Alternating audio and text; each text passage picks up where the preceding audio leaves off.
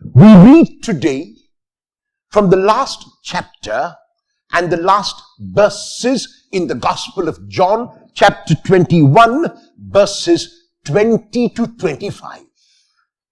In these verses, the beloved disciple who is introduced into the Gospel only from chapter 13 is brought in now at the end. When Peter follows the Lord, he sees the beloved disciple and he knows that the beloved disciple is a special of the Lord, and the beloved disciple has the Lord as his own special friend. And so Peter is curious and wants to know what about the beloved disciple. And Jesus asks Peter not to focus on the following of others. Jesus asks Peter not to remove his gaze from the Lord. Jesus asks Peter to continue to follow, as he said, unconditionally. There are times in our lives when we look at the commitment of others, when we look at the honesty of others, when we look at the dishonesty of others, and are either edified or disedified.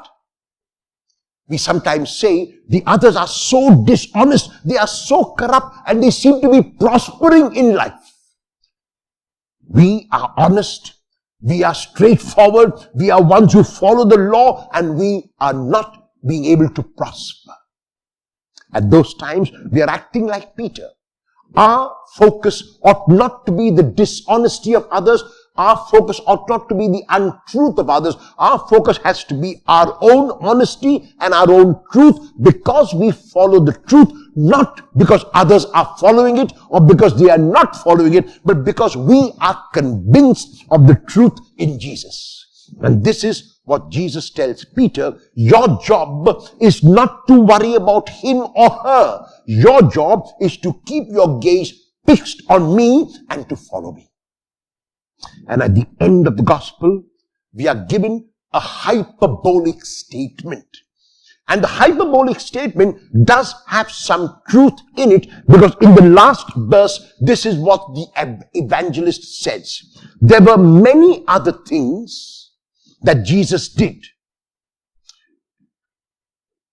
All of these, if they were written down, the world itself would not contain the books that could be written. It is hyperbole. It is an exaggerated statement, and yet there is truth in the statement as well.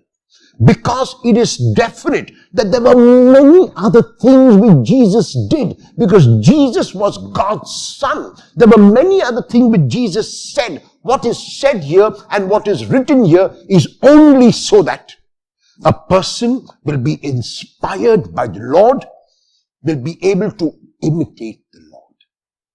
And so our job is not to worry about what was not written. Our job is not to worry about the commitment or the lack of commitment of others. Our job is to focus on what is written, to follow it, and to keep our gaze fixed on the Lord. Will you continue to keep your gaze fixed on the Lord, no matter how committed or uncommitted others might be?